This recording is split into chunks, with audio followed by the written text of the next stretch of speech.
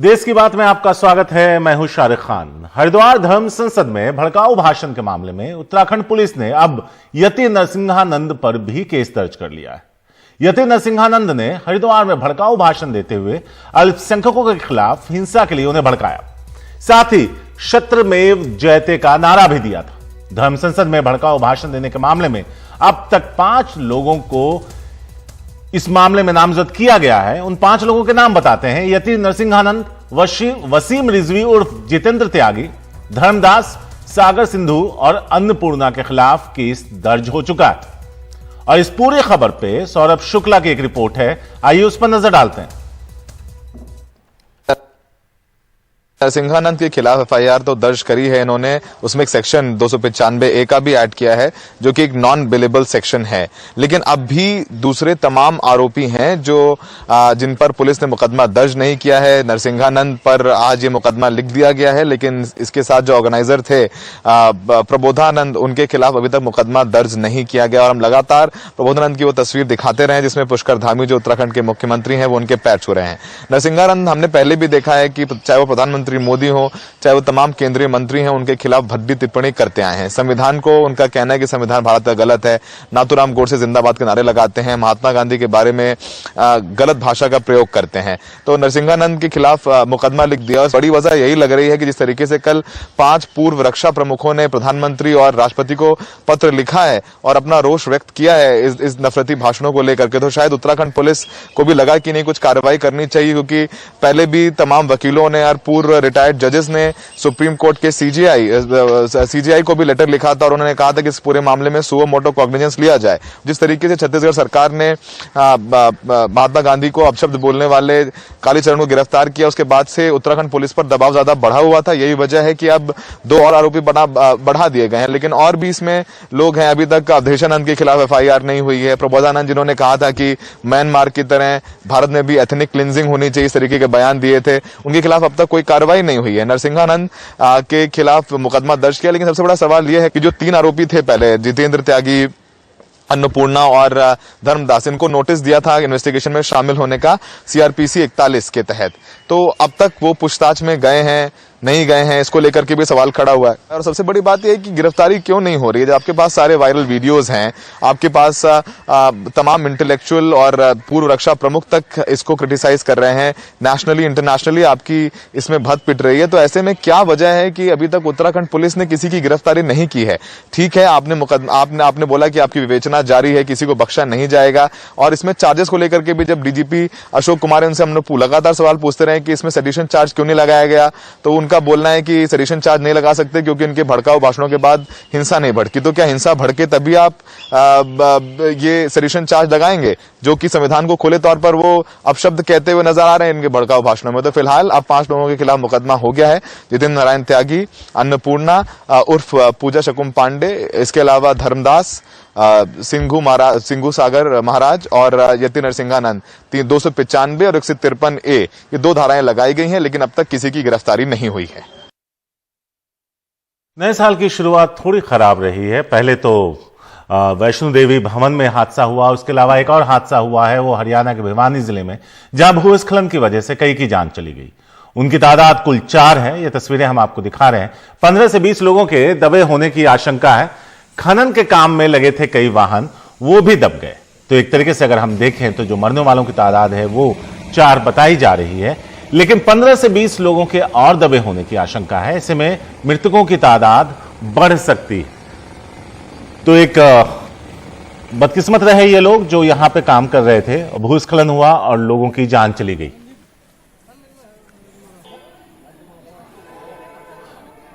हरियाणा के भिवानी की ये खबर है। ये तस्वीरें अगर आप देखें तो आप अंदाजा लगा सकते हैं सहजी कि कितना बड़ा ये हादसा था भूस्खलन की वजह से।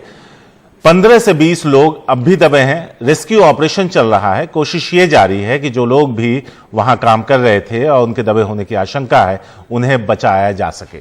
4 लोगों की जान चली गई है। तो जैसा मैं जिक्र कर रहा था वैष्णो देवी भवन में हुए हादसे की, वो खबर आपको बताते हैं। नए साल के मौके पर वैष्णो देवी में हुए हादसे में 12 लोगों की जान चली गई। भगदड़ में 15 श्रद्धालु घायल भी हुए। श्रद्धालु बदइंतजामी और पुलिस लाठीचार्ज को हादसे की वजह बता रहे हैं। मौका नए साल का था। रात 2:15 बजे के करीब वैष्णो देवी भवन पर श्रद्धालुओं का हुजूम जमा था। देखते ही देखते गेट नंबर 3 पर भगदड़ मच गई, जिसमें कई लोगों की जान चली गई। वैष्णो देवी में पहली बार ऐसा हादसा हुआ है। श्रद्धालु इसमें प्रबंधन की गलती बता रहे हैं। उनका कहना है कि लोगों को बिना रजिस्ट्रेशन के अंदर आने की इजाजत दी गई, जिसकी वजह से बहुत ज्यादा लोग जमा हो गए। वहाँ पे पुलिस की इतनी रिस्पॉन्सिबल है कि मतलब जैसे डिवाइडर लगा नहीं सकते थे, उन्होंने आने जाने वालों को मिक्स कर दिया। फिर पुलिस ने मेरी आंखों के ही सामने पुलिस ने खुद ने धक्के मारे पब्लिक को। भीड़ भाड़ था, उधर से धक्का मारा जा रहा था, इधर से धक्का मारा जा रहा था, तो उसमें बच्चे जो छोटे होते थे तो वो दब रहे थे, महिलाएं दब रही थी।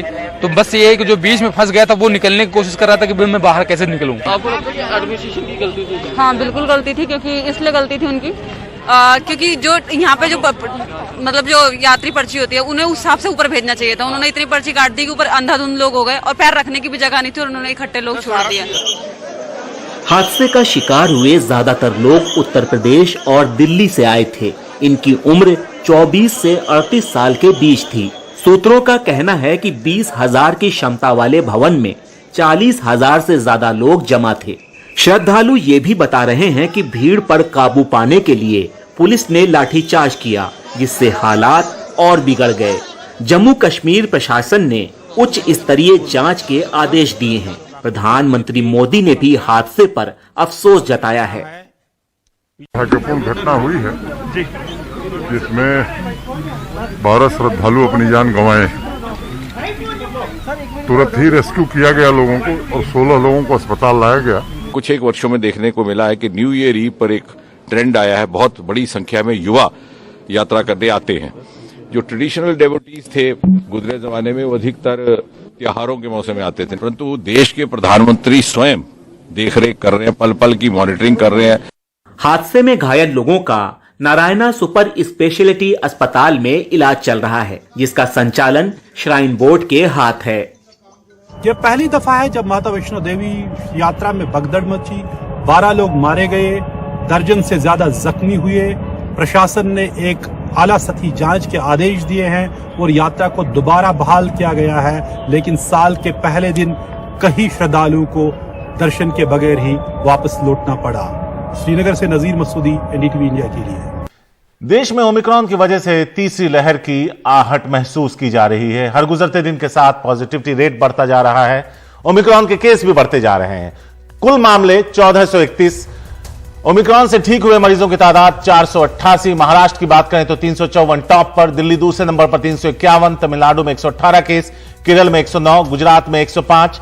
अलग अलग राज्यों में क्या है स्थिति वो आप इस मैप के जरिए देख सकते हैं। जो कुल मामले हैं ओमिक्रॉन के वो 1431 हैं। कोरोना के नए वेरिएंट ओमिक्रॉन के बढ़ते मामलों पर हमारे सहयोगी सौरभ शुक्ला ने बात की एलएनजेपी के मेडिकल डायरेक्टर और दिल्ली सरकार के कोविड टास्क फोर्स के सदस्य डॉक्टर सुरेश कुमार से। उनका कहना है हर रोज मामले में तेजी देखी जा रही है और आज संक्रमण दर 3% पहुंचने की आशंका है। दिल्ली देश के उन चुनिंदा शहरों में है जहां पर कोविड के केसेस सबसे ज्यादा बढ़ रहे हैं। तो क्या ये तीसरी वेव की शुरुआत है? और ओमिक्रॉन के केसेस हैं वो भी लगातार बढ़ रहे हैं। हम इस वक्त एलएनजेपी हॉस्पिटल में हैं जहां पर ओमिक्रॉन जिनको हुआ है उनको भर्ती किया जाता है। हमारे साथ बात करने के लिए यहाँ के मेडिकल डायरेक्टर सुरेश कुमार जी हैं। डॉक्टर, क्या स्थिति है? कल हमने देखा दिल्ली में हमारी पॉजिटिविटी 2.5% के करीब हो गई, केसेस लगभग 1800 हो गए। हम क्या एक्सपेक्ट कर रहे हैं आगे? निश्चित रूप से जो संख्या है वो बढ़ती जा रही है और हम देख रहे हैं कि जो ओमिक्रॉन के केसेस हैं वो भी लगातार बढ़ते जा रहे हैं और पॉजिटिविटी रेट लगातार इंक्रीज हो रही है। तो निश्चित रूप से ये अलार्मिंग सिचुएशन है। सर, 138 केसेस ओमिक्रॉन के आपके पास एडमिट हुए। सर, क्या सिम्टम्स थे? क्या एसिम्प्टोमेटिक थे, माइल्ड सिम्टम्स थे? क्योंकि फेटेलिटी तो एक भी नहीं हुई। जी, अभी इसमें एक भी डेथ नहीं हुआ, ये अच्छी बात है। इसके साथ साथ जो ज़्यादातर पेशेंट्स थे उसमें कुछ भी सिम्टम्स नहीं थे, यानी कि एसिम्प्टोमेटिक थे ज़्यादातर पेशेंट्स। खाली 5 पेशेंट्स इसमें से 138 में से सिर्फ 5 पेशेंट्स को सिम्टम्स थे, जिसमें 2 बच्चे भी थे और 3 जो अडल्ट थे उनको फीवर, सोर थ्रोट, बॉडी एक और वीकनेस, इस तरह के सिम्टम्स। सर आप क्या सलाह देते हैं, जो हमारे दर्शक सुन रहे हैं, आप एक्सपर्ट हैं, ओमिक्रॉन के केसेस में क्या घबराने की, पैनिक करने की जरूरत है अभी हम लोगों को? बिल्कुल भी पैनिक करने की आवश्यकता नहीं है। अफवाहों पर बिल्कुल भी ध्यान नहीं दें। बहुत हल्का इसमें इन्फेक्शन होता है और वायरस ज़्यादातर केसेस में 1 वीक में वायरस क्लियर हो जाता है। दिल्ली में तीसरी वेव की शुरुआत हो सकती है या शुरू हो चुकी है, तो सरकारी औपचारिक तौर पर बताएगी, लेकिन जो आंकड़े आ रहे हैं वो इसी को संकेत दे रहे हैं। सहयोगी अशोक महाले के साथ दिल्ली में सौरभ शुक्ला, NDTV इंडिया। दिल्ली में कोरोना के बढ़ते मामलों के चलते सख्ती बढ़ गई है, लेकिन फिर भी बाजारों की अगर बात करें तो वहां भीड़ में कोई कमी नहीं है। दिल्ली का Sarojini Nagar market odd even की तर्ज पर खुल रहा है, फिर भी नए साल के मौके पर वहां पैर रखने की भी जगह नहीं थी। कुछ दिनों पहले भी तस्वीरें आई थी जिसके बाद ऑड इवन लागू किया गया था, लेकिन अगर आज की तस्वीरों का जिक्र करें तो वहां भी कमोबेश हालात पहले जैसे ही हैं। सौरभ शुक्ला वहां हमारे संवाददाता मौजूद थे, वहां से उन्होंने भी एक रिपोर्ट की है कि आखिर लोग इतने लापरवाह क्यों। दिल्ली में लगातार ओमिक्रॉन के केसेस बढ़ते जा रहे हैं। शुक्रवार को दिल्ली में रिकॉर्ड 1800 कोविड के नए केसेस दर्ज किए गए हैं। यानी सबसे बड़ी बात यही है कि दिल्ली कोरोना की गिरफ्त में धीरे धीरे आता जा रहा है। ये तस्वीरें हैं सरोजनी नगर मार्केट की। आज नया साल है तो लोग घरों से बाहर निकल रहे हैं, न्यू ईयर है, शॉपिंग करना चाहते हैं, लेकिन एहतियात बरत रहे हैं, नहीं बरत रहे हैं, सबसे बड़ा सवाल यही है। भीड़ मार्केट्स में आप देख सकते हैं कि हो रही है। दिल्ली में येलो अलर्ट है। येलो अलर्ट यानी सारी दुकानों को ऑड इवन के तर्ज पर खोला जा रहा है। इसके अलावा जो रात में सब न्यू ईयर के चलते रात में सभी गैदरिंग्स को बिल्कुल बैन कर दिया गया था। कोई गैदरिंग नहीं हुई। सरकार की तरफ से कोशिशें जारी हैं, पर लोगों को देखेंगे कि लगातार बाजारों में निकल रहे हैं। हमारे साथ सरोजनी नगर मार्केट एसोसिएशन के प्रेसिडेंट हैं। सर, आपका नाम बताइए। मैं उमदा शर्मा हूँ। प्रशासन ने जब से पाबंदियां लगाई है, ऑड इवन के हिसाब से मार्केट खुल रही है और बिना मास्क के किसी को एंट्री नहीं है। 2 गज की दूरी, मास्क है जरूरी। अब जिस तरह से ओमिक्रॉन ने पैर पसारे हैं, हम सब मिलके उसे खत्म करने के लिए, अब पहले जैसी भीड़ नहीं है। तो भीड़ तो है, काफी भीड़ है, थोड़ी बहुत है। पहले कंधे से कंधा टकराता था, वो बहुत तो नहीं हो पा रहा है अभी। तो वो नहीं है। वो हाँ, अपील कर रहे हैं हर आने जाने वालों से, सबके लिए, आपके लिए नया साल मंगलमय हो और ओमिक्रॉन के नियमों का पालन करो। 2 गज की दूरी का ध्यान रखो। मास्क के बिना कोई मार्केट नहीं आए। जबकि ऑड इवन के हिसाब से ये मार्केट चल रही है, क्योंकि 2 साल से व्यापारी वैसे भी पिसा हुआ है। क्या करें, काम धंधे भी जरूरी है, अर्थव्यवस्था भी देश की आगे ले जानी है। और ओमिक्रॉन के नियमों का हम पालन कर रहे हैं। माइक पे बार बार अनाउंसमेंट हो रहा है। DCB, ACB, SHO बार बार मुआयना करते हैं, रोज करते हैं।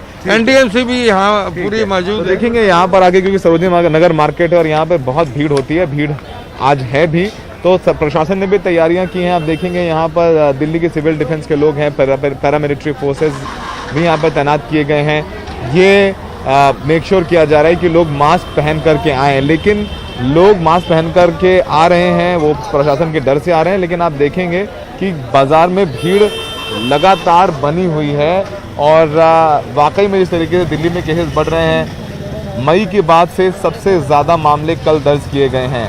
और अगर तुलना करें शुक्रवार और बृहस्पतिवार की, तो 36% का राइज है कोविड केसेस में। यानी जब नंबर्स आएंगे 31 के, तो हम देखेंगे कि ये आंकड़ा जो है और भी आगे जा सकता है। यानी दिल्ली जो है हाई रिस्क जोन में आ चुकी है। दिल्ली सरकार का कहना है क्योंकि इंटरनेशनल फ्लाइट्स की वजह से ये केसेस बढ़ रहे हैं दिल्ली में, और जाहिर सी बात है चिंता होनी भी चाहिए। फिलहाल प्रशासन की तरफ से सख्ती बढ़ती जा रही है। ऑड इवन के तर्ज पर बाजार खुल रहे हैं, लेकिन लोगों की भीड़ बाजारों में देखी जा रही है, जो कि एक चिंता का विषय है। फिलहाल दिल्ली में येलो अलर्ट है। रात में सभी गैदरिंग्स पर मनाही है। लोगों से कहा जा रहा है कि मास्क लगाएं, घर पर रहें, एहतियात बरतें। सिर्फ यही कोरोना से बचा सकता है। सहयोगी अशोक महाले के साथ दिल्ली के सरोजनी नगर मार्केट में सौरभ शुक्ला, NDTV इंडिया। जम्मू कश्मीर में हुए एक मुठभेड़ सवालों के घेरे में है। इसमें मारे गए 3 लोगों के परिजन मुठभेड़ को फर्जी बता रहे हैं, लेकिन पुलिस इससे इनकार कर रही है और इनकाउंटर में गलत बताने वाले को कार्रवाई की धमकी मिल रही है।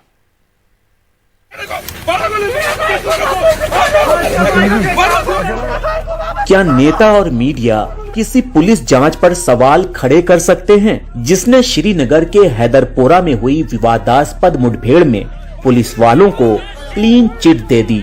जम्मू कश्मीर पुलिस कहती है नहीं, बस अदालत फैसला करेगी।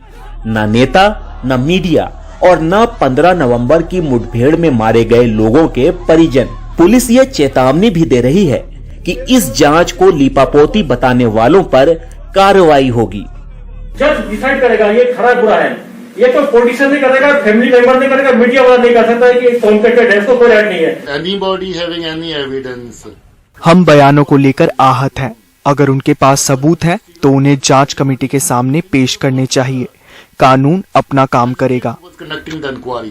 And if they still have something, दो पूर्व मुख्यमंत्रियों महबूबा मुफ्ती और फारूक अब्दुल्ला ने पलटकर जवाब दिया कि उन्हें डरा कर चुप करना काम नहीं आएगा और इसकी न्यायिक जांच होनी चाहिए।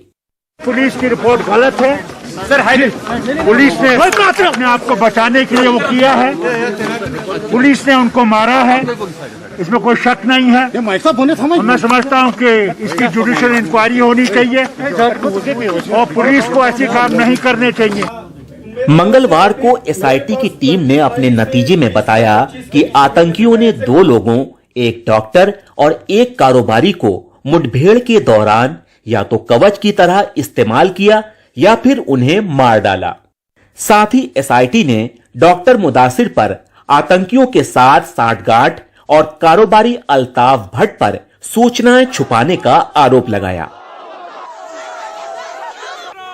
इस मुठभेड़ में मारे गए 3 लोगों के परिजनों का आरोप है कि सुरक्षा बलों ने उन्हें फर्जी मुठभेड़ में मारा है, जबकि एसआईटी प्रमुख का कहना है कि तीसरा मारा गया शख्स आमिर मागरे एक पाकिस्तानी आतंकी का करीबी था और उसकी गतिविधियां बताती हैं कि वो भी आतंकी था।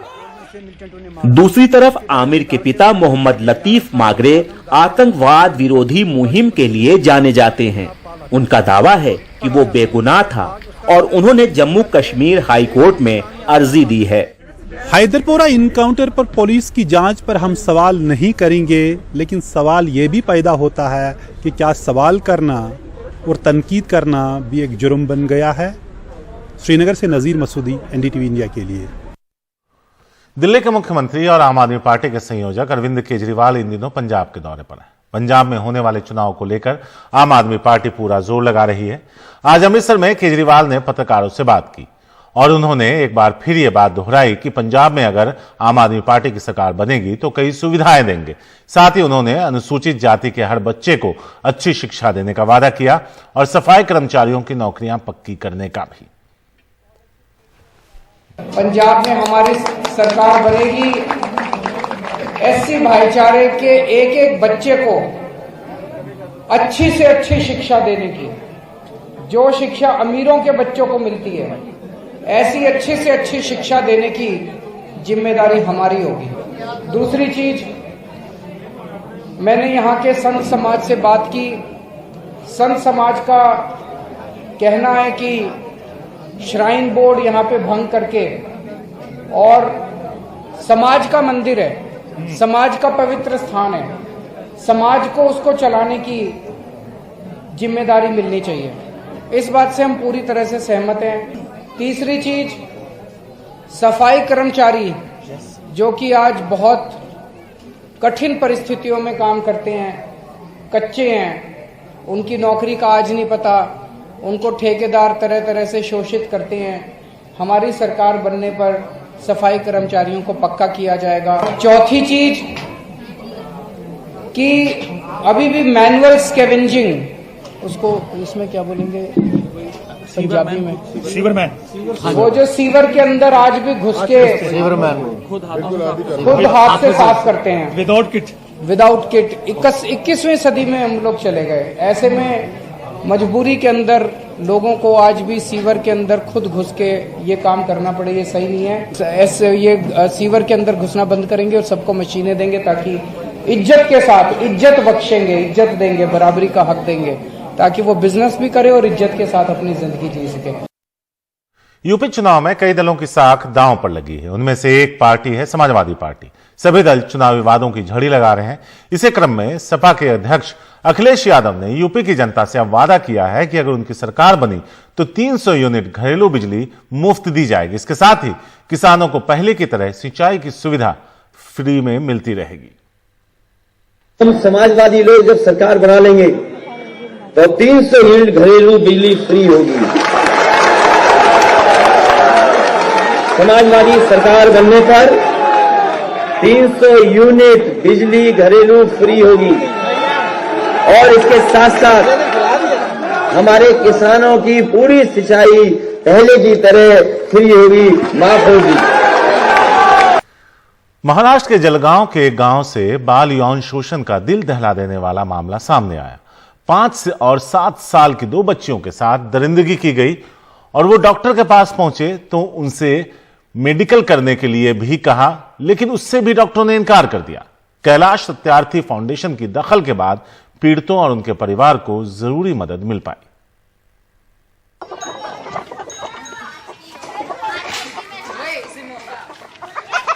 5 साल की प्रिया और 7 साल की कुसुम महाराष्ट्र के जलगांव में परिवार के बीच आम बच्चियों की तरह बढ़ रही थी।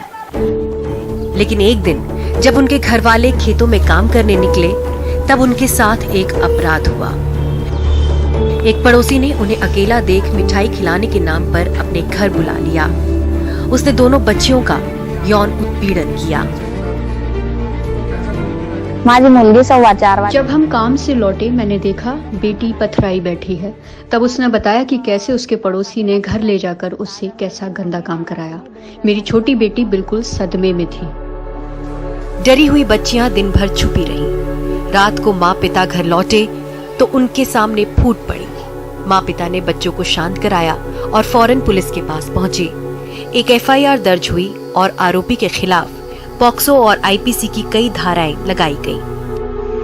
लेकिन जब बच्चियों को अस्पताल ले जाया गया तो डॉक्टर ने ये जानकर उनका मेडिकल परीक्षण करने से इनकार कर दिया कि उनका यौन उत्पीड़न हुआ है। डॉक्टर के इस रवैये से हताश परिवार ने कैलाश सत्यार्थी चिल्ड्रन फाउंडेशन से मदद मांगी।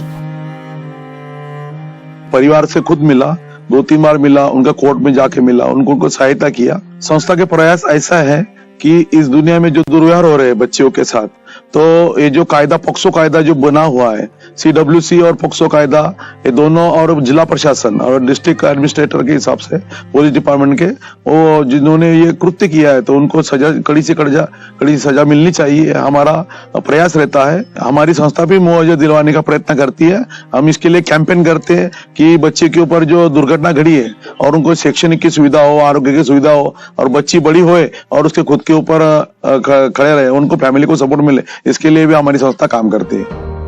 तब से KSCF पीड़ित बच्चों और उनके अभिभावकों के साथ खड़ा है। KSCF की टीम पीड़ितों के घर जाकर उनकी मदद करती रही है, उन्हें काउंसलिंग भी दिलाती रही है। KSCF के वकील ने जिला अदालत में सरकारी वकील का सहयोग किया है और इस हस्तक्षेप से आरोपी की जमानत अर्जी 3 बार रद्द हो चुकी है। KSCF की जस्टिस फॉर एवरी चाइल्ड मुहिम देश भर में यौन उत्पीड़न के बाल पीड़ितों को कानूनी और मनोवैज्ञानिक मदद मुहैया कराती है। आपका सहयोग इन बच्चों को इंसाफ दिलाने में काफी दूर तक मददगार हो सकता है। Bureau report, NDTV India. 2021 की विदाई और 2022 का स्वागत पूरी दुनिया अपने अपने तरीके से कर रही है। वाराणसी में भी इसका शानदार स्वागत किया गया और यह स्वागत बनारस की सांस्कृतिक परंपरा के अनुरूप किया गया। 2021 की आखिरी शाम बनारस के दशाश्वमेध घाट पर जहां आरती और दियों से 2022 के आगमन का स्वागत किया गया, तो वहीं 2022 की सुबह 80 घाट पर शंखनाद, आरती और यज्ञशाला में यज्ञ किया गया। बनारस के 80 घाट पर मौजूद थे हमारे संवाददाता अजय सिंह, वहां से उनकी रिपोर्ट। 2022 की पहली सुबह पूरी दुनिया में उसका स्वागत हो रहा है।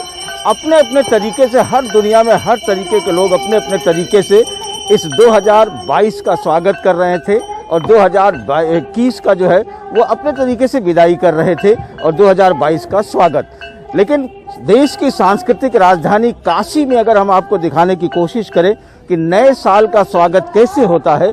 तो अगर आप देखें तो इधर आप देख सकते हैं कि किस तरीके से नए साल के स्वागत में जो है वो प्रातः उषा काल में जब सूरज अपनी सुबह की लालिमा लेकर के जब वो निकलेगा, जब यहाँ पर आएगा जब सूरज, तो उसके स्वागत के लिए, इस नए साल के सूरज के स्वागत के लिए सुबह आपको गंगा की आरती आपको दिखाई पड़ रही है। और अगर हम इस तरफ चलने की कोशिश करें तो अगर आप इधर देखिएगा तो यहाँ पर भी बहुत से लोग हैं, वो यहाँ पर बैठ करके सुबह की आरती देख रहे हैं। तो बनारस की ये जो सुबह की जो ये आरती होती है, एक तरफ जो है वो जो पाणिनी कन्या विद्यालय की वेद पाठी बच्चियां हैं, उनके अपने सत्सर पाठ होते नजर आते हैं, वो आपको दिखाई पड़ेगा। और अगर हम इस तरफ अगर चलें तो आगे यज्ञ भी होता है।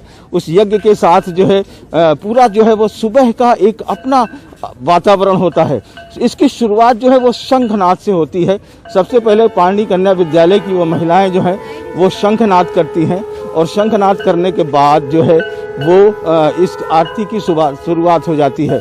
और अगर हम इधर अगर आप देखें तो यहाँ पर यज्ञशाला की यज्ञ वेदी जो है वो तैयार हो चुकी है यहाँ पर, और वो आज सुबह जो है यज्ञ करके आज की जो पहले दिन की जो शुरुआत है वो इस तरीके से की जाती है, जो पहले दिन की शुरुआत हो रही है।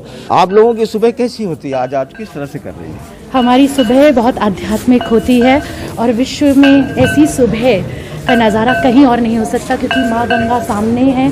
उनके दर्शन करके हम अपनी सुबह को आरंभ करते हैं, और माँ गंगा की आरती के साथ उनको स्मरण करते हुए, नमन करते हुए सुबह आरंभ होती है। उसके बाद हम वैदिक मंत्रोच्चार के साथ यज्ञ हवन करते हैं। लोक मंगल की कामना से पूरे विश्व के जन का कल्याण हो, ऐसी मन में कामना करते हुए, संकल्प धारण करते हुए हम सब यज्ञ और हवन करते हैं। उसके बाद सुबह के राग पर आधारित एक सांगीतिक कार्यक्रम का आयोजन होता है, और स्वास्थ्य की दृष्टि से सबको जागरूक करने के लिए योग। तो आप समझ सकते हैं कि किस तरीके से। और यहाँ पर अगर हम आपको दिखाएं कि वैदिक मंत्रों के साथ जो है जो वो यज्ञ की शुरुआत हो गई है। यह गंगा की आरती करते हुए लोग जो है सूरज की आरती करते हुए उसे बुलाने की कोशिश कर रहे हैं। यहाँ पर आपको दिख रहा होगा। तो ये एक नए साल का 2022 का जो है बनारस का स्वागत, 2022 में बनारस का स्वागत कुछ इस तरीके से आपको देखने को मिल रहा है कि यहाँ पर आपको देख सकते हैं कि किस तरीके से गंगा की आरती के बीच में 2022 का स्वागत हो रहा है। और यही नहीं है, इसके पहले जब कल 2021 की विदाई कर रहे थे तो भी बनारस के दशाश्वमेध घाट पर आरती थी। आरती के साथ 2022 में जो है वो 2022 के स्वागत का जो है वो तैयारी की गई थी। दिए जला करके उसका स्वागत किया गया था कल शाम को, और आज सुबह इस तरीके से आरती करके और उसका स्वागत किया जा रहा है बनारस में। देश की बनारस की राजधानी, जो सांस्कृतिक राजधानी कही जाती है, उस काशी में, शिव की नगरी काशी में 2022 के स्वागत का कुछ अंदाज इस तरीके से है। वाराणसी के 80 घाट से पुरुषोत्तम के साथ अजय सिंह, एनडीटीवी इंडिया। तो आज देश की बात में इतना ही। हमें दीजिए इजाजत, बने रहें एनडीटीवी इंडिया के साथ। नमस्कार।